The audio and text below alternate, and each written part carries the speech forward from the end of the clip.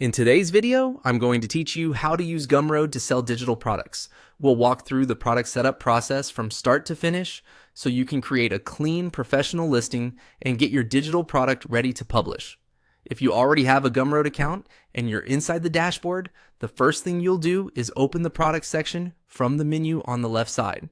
This is where all of your existing items live, and it's also where you create new ones. Once you're there, click New Product to begin. Gumroad will ask for the basics first, starting with your product name. Enter the name you want customers to see. Try to make it clear and specific so people instantly understand what they're buying. Next, choose digital product as the product type.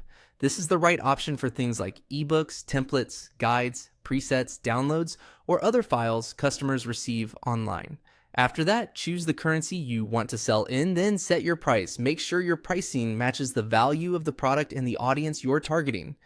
When those details are filled in, click Next Customize to move forward. Now you'll start shaping the product page itself.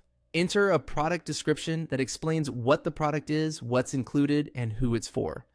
This is one of the most important parts of your listing because it helps potential buyers decide whether your product is right for them. Keep it clear, benefit focused, and easy to scan. After that, upload images or videos for your product cover. This part is optional, but it's definitely recommended because visuals make your listing more appealing and help communicate quality right away. Then add a thumbnail for the product.